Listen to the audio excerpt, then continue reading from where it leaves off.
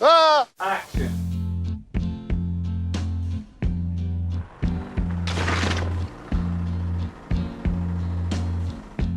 I'm much better than you, you know. The location stuff on TED was like a holiday before we really made the show, in a sense. You know, we'd have this, although, no, that's not even true. It was a very, very hard slog doing all the location stuff, but we'd do that, and then we'd bring all the footage back to England, and the rest of it would be a 6 to 8 to 10 week stay in London studios shooting the show.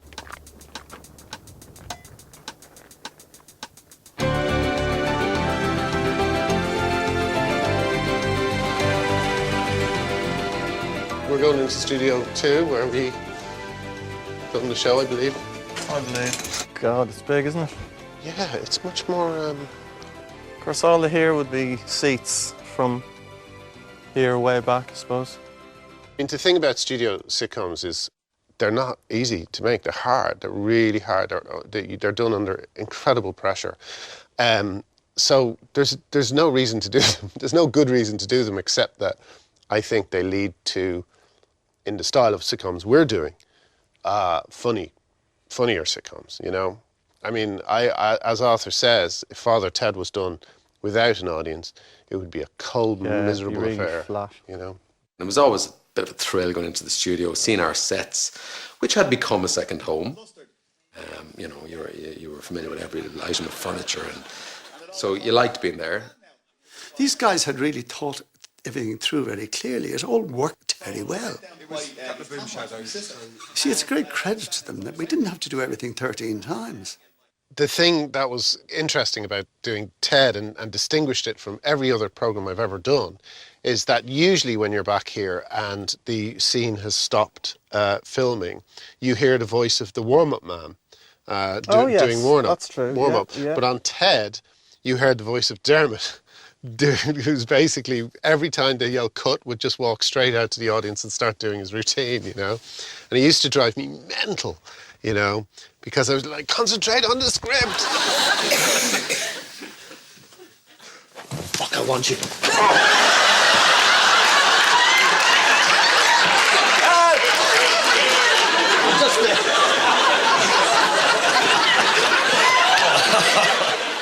It very much had the atmosphere of a holiday camp. I mean, I think there was a giddiness about it that I haven't really witnessed since in anything I've done. And I think it was due to the fact that we were all Irish, we were all abroad. You know, it was very good-humoured. This is the stars dressing room. I wonder. You feeling nervous? No. No. No. Rushing from the court.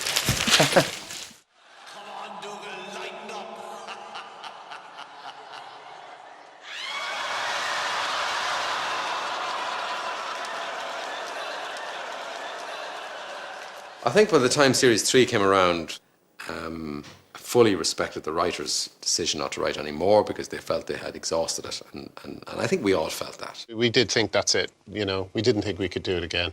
We thought we'd be repeating ourselves, and we thought we were really running out. We were really running out of things for Jack to do, and we were running out of ways for Dougal to be stupid. Great news. I've been asked to go and work in America. Really? As what? The story of the last episode as well. I mean, it's kind of moving and it's kind of poignant anyway. You know, it is a bizarre story. It's bizarre what happened. You wouldn't leave me behind, would you?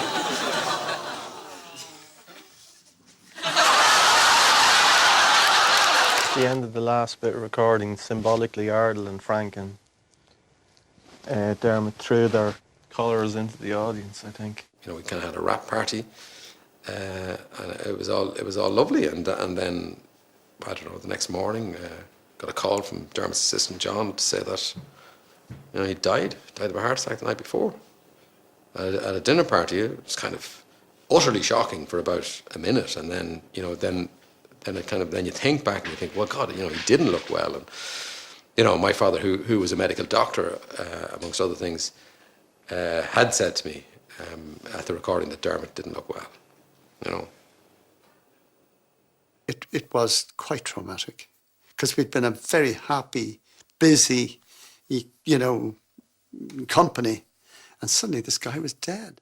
The morning I heard Dermot died, I was very upset and I cried and stuff. But then we just stayed in shock for like, I don't know. I'm still in shock about it. Oh, yeah, Ted, you're here to stay with me and Mrs. Doyle and Father Jack forever and ever and ever and ever and ever and ever and ever and ever and ever and ever and ever and ever and ever and ever and ever and ever. And take everything away.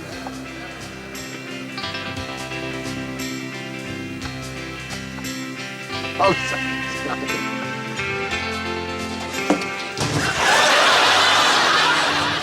Go on, Father, have a cup. Just a little cup, just a drop. It's twice as big. Let's go. Could take a while, Dougal. Oh, Ted. Hold the ring. Can we hold the ring? Thank you. Can we took the ring off our arses? You bastards. Look out, please. Hold your positions. Night, Dougal. Night, Ted.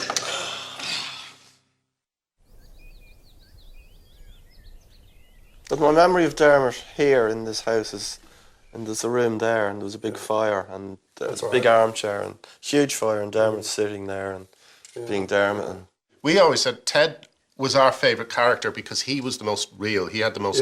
He had the most sides to him, and the most depth. the one you empathise And I with, think he sometimes thought that we were giving you all the gags, but we weren't. We were, you know. And No, I not don't. at all, no. And Dermot. Well, he was like, you know, he was a nervy, insecure man, and he you know, and with poor discipline. But that's not to take away from you know what a big character he was. I mean, he was a big and generous-hearted character in lots of ways. He was very grateful and very pleased he got the opportunity in Britain because of all his frustrations in Ireland, you know. But then, yeah, he definitely wanted to move on and do, I think, more satirical stuff. Well, I worked with him on other things, and he wasn't the easiest person in the world to work with. But he was a dream to work with him, Father Ted. So it must have created some sense of security in him, you know. Patrick and Cheryl told us about an 11-year-old girl who said, "I wish I could stay here forever."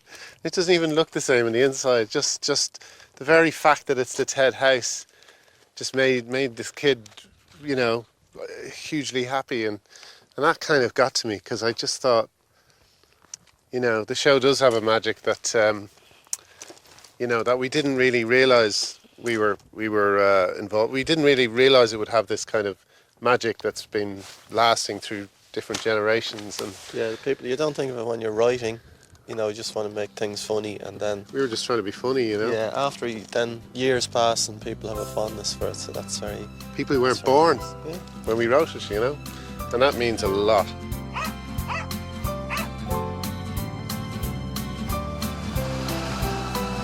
My parochial house. See you in another 10 years, maybe. Great driving. Yeah, that was very smooth. Smooth. A 1, 2, a 1, 2, 3. My lovely male mammy, so gentle and so wise, rocking on your rocking chair, baking cakes and pies. My lovely male mammy.